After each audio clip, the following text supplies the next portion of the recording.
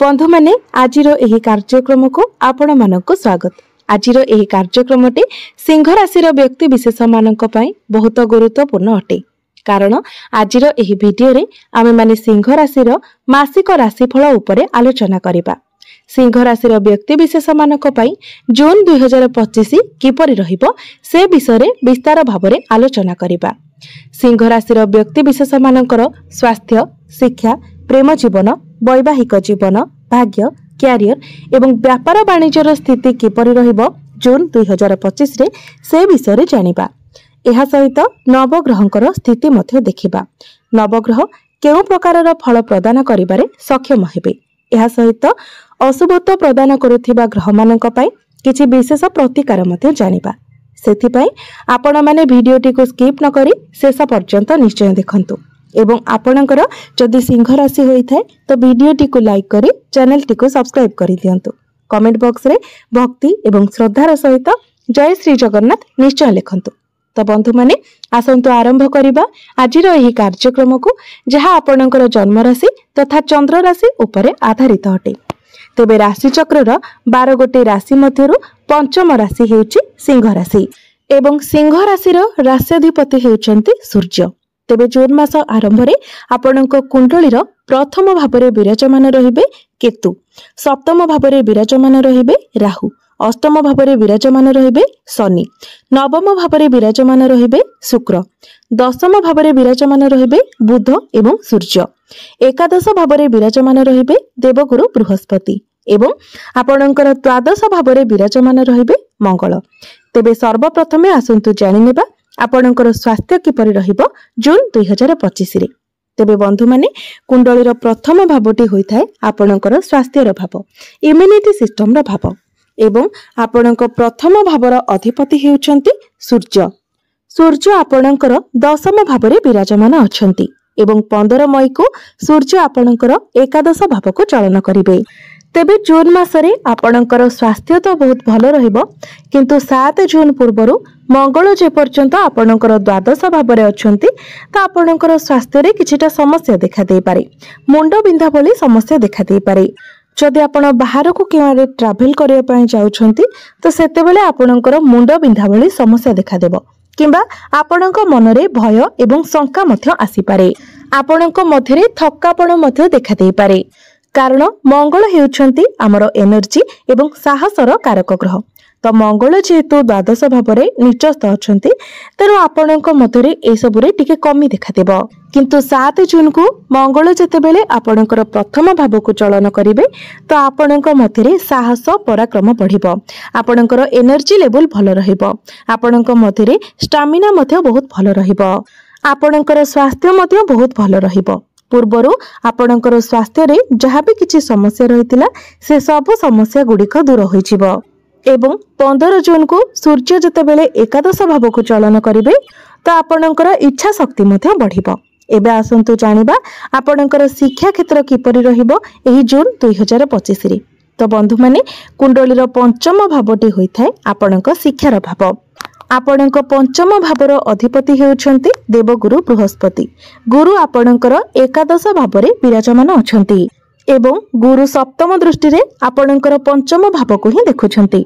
सूर्य एवं बुध मध्य आपणकर दशम भावरे बुधादित्य राजयोगर निर्माण करुछंती। शनिकर दृष्टि मध्य आपणकर पंचम भाव ऊपर को रहुछि। तेबे आपण जदि पाठ पढ़ा को नै किछि प्लानिंग करुछंती तो जून मासटी आपणक पई बहुत भलो रहिबो। पाठ पढ़ा रे जदि आपण नुआ किछि करिबा पई चाहुछंती, किछि एडमिशन किबा किछि फॉर्म फिलअप करिबा पई चाहुछंती तो सब किछि पई जून मासटी आपणक पई भलो रहिबो। गुरुंकर दृष्टि जेहेतु निज घर पंचम भाव ऊपर को रहुछि तो आपणकर बुद्धि को गुरु मजबूत बनाइबे। देखिबा को गले प्रत्येक ग्रहंकर स्थिति आपणकर पाठ पढ़ा पई बहुत भलो रहुछि। तो पाठ पढ़ा पई जून मासटी आपणक पई संपूर्ण भाबरे सपोर्टिव रहिबो। एहा सहित सूर्यंकर स्थिति मध्य बहुत भलो रहुछि। सूर्य सरकारी रो कारक ग्रह अटंती। तो आपण जदि कोनोसी गवर्नमेंट रिलेटेड जॉब देउछंती तो निश्चित भाबरे सेथिरे आपण उत्तीर्ण हेबे। आपणक पई एग्जाम बहुत भलो रहिबो। एबे आसंतु जानिबा आपणकर प्रेम जीवन किपरि रहिबो जून 2025 रे। तो बंधु माने कुंडलीर पंचम भावटी आपणकर शिक्षार भाव हेबा सहित पंचम भावटी मध्य होइथाय आपणक प्रेम जीवनर भाव। आपणक पंचम भावर अधिपति हेउछन्ति देवगुरु बृहस्पति।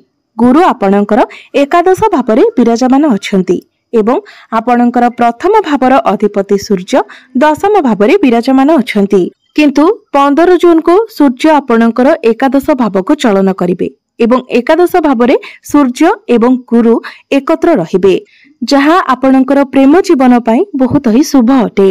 गुरु एवं सूर्य आपणकर एकादश भावरे एकत्र रही आपणकर पंचम भाव को देखिबे। तो भल पाइबा आपणकर जून मासरे बहुत भल रहिबो। आपणकर प्रेम जीवन बहुत भल रहिबो। आपणक दुई जनक भितरे म्यूचुअल अंडरस्टैंडिंग रहिबो। आपण दुई जन परस्पर को बुझी पारिबे। पूर्वरु आपणक मध्यरे जहाँ भी किछि मिस अंडरस्टैंडिंग थिला, मिस कम्युनिकेशन होइथिला, ताहा एबे समाधान होइजिबो। आपण परस्पर को बुझी पारिबे। आपणक मध्यरे तालमेल भल रहिबो। एबे आसंतु जानिबा आपणकर वैवाहिक जीवन किपरि रहिबो जून 2025 रे। तो बंधु माने कुंडलीर सप्तम भावटी होइथाय आपणक वैवाहिक जीवनर भाव, आपणक जीवन साथीर भाव। आपणक सप्तम भावरे विराजमान अछंती राहु। तेबे केवल जून मासरे ही नुहे, संपूर्ण 1.5 वर्ष पर्यंत राहु आपणकर सप्तम भावरे ही रहिबे। तो राहु जेहेतु आपणकर सप्तम भावरे अछंती एवं राहु जणे पापी ग्रह अटंती, तेणु आपणको आपणक वैवाहिक जीवन उपरे विशेष ध्यान रखिबाको हेबो। एहा व्यतीत आपणकर सप्तम भावर अधिपति शनि आपणकर अष्टम भावरे गोचर करुछंती एवं शनि 2.5 वर्ष पर्यंत आपणकर अष्टम भावरे ही रहिबे, जहा फଳରେ वर्तमान आपणकर शनि 2.5 चलीछि। तेणु विशेष करी आपणको आपणकर वैवाहिक जीवन उपरे ध्यान रखिबार अछि। हुए तो एही समय मध्यरे आपणकर वैवाहिक जीवन रे किछि डिस्टर्बेंस होई पारे, नचेत आपणक जीवन साथींकर स्वास्थ्य रे किछिटा समस्या देखा देई पारे। तेणु आपणकर वैवाहिक जीवन रे जेमिति आपण अधिक जुक्ति तर्क न करंती, गोटिए कथा को बारंबार रिपीट न करंती, ए सब प्रति आपण ध्यान रखिबे। नचेत आपणकर वैवाहिक जीवन रे समस्या सृष्टि होई पारे, अशांति सृष्टि होई पारे। तेबे एथिपाई आपण किछि प्रतिकार निश्चित भाबरे करंतु। प्रतिकार आमे माने वीडियो शेष रे जानिबा। एबे आसंतु जानिबा सबुठारो गुरुत्वपूर्ण विषय वस्तु आपणकर भाग्य, क्यारियर एवं व्यापार वाणिज्यर स्थिति किपरि रहिबो जून 2025 रे। तो बंधु माने कुंडलीर नवम भावटी होइथाय आपणक भाग्यर भाव। आपणक नवम भाव अर्थात भाग्य भावर अधिपति हेउछन्ति मंगल। मंगल आपणकर द्वादश भावरे विराजमान अछन्ति। मात्र 7 जून को मंगल आपणकर प्रथम भाव को चलन करिवे।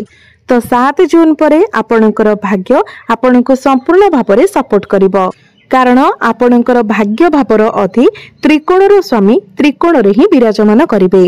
एहाको केंद्र मध्य कुहा जाय थाए, जहाकी एक बहुत भल राजयोगर निर्माण करिवो। तो 7 जून परे जदि आपण कोनोसी भी जिनिसर प्लानिंग करूछंती, किछि बड़ डील अछि आपणकर किबा किछि बड़ जिनिस आपण किना किनी करबा को चाहुचंती, आपण किछि बड़ इन्वेस्टमेंट करबा पई चाहुचंती, किबा कोनोसी भी आपणकर कोनोसी मीटिंग रहिछि, भाग्य रिलेटेड आपण जे कोनोसी भी कार्य करबा को चाहुचंती, आपणक पई 7 जून परे समय बहुत भल रहिबो।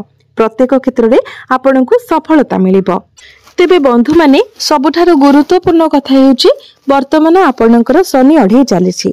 तेबे आपणक कुंडली रे शनिकर स्थिति किपरि रहिछि, सेही अनुसार ही आपणको फल प्राप्ति हेबो। जदि आपणको कुंडली रे शनि भल स्थिति रे थांती, उच्च स्थिति रे थांती, मित्र राशि रे थांती, तो एही 2.5 वर्ष मध्य रे शनि आपणको रंकरु राजा मध्य बनाई देबे।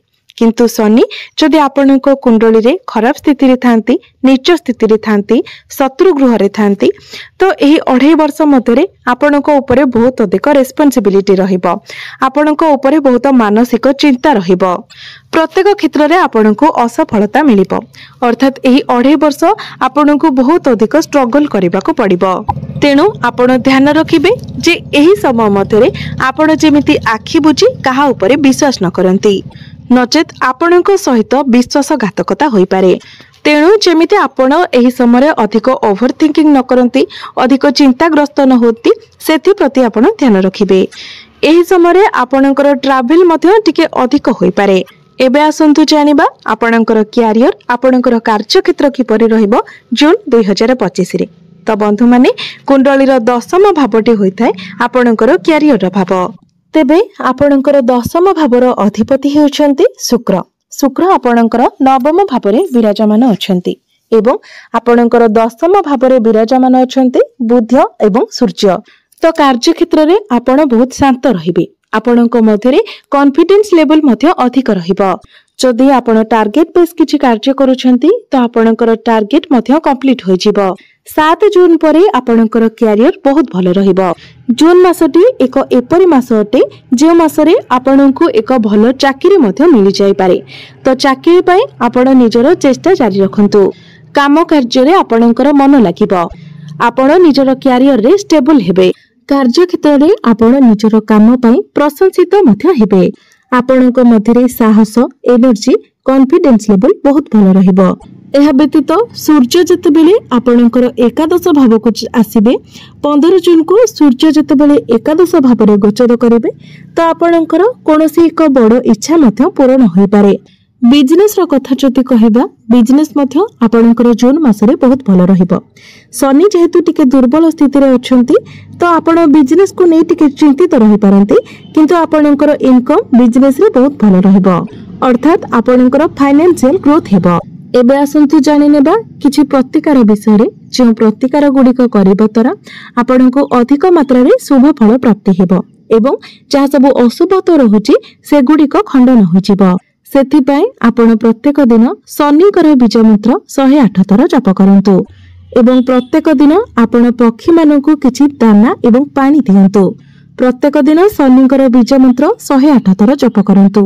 प्रत्येक दिन हनुमान चालीसार पाठ करंतु एवं प्रत्येक दिन आपण उदित सूर्य को तंबा पात्र रे जलार्घ्य अर्पण करंतु। निश्चित भाबरे आपणक पय समय बहुत भलो रहिबो। जहा सब अशुभत्व रहुची से गुडिक खंडन होई जिवो एवं शुभत्वरे वृद्धि हेबो। तो बंधु माने आपणकर जीवन मंगलमय हो एहा ही ईश्वरक निकटरे मोर प्रार्थना।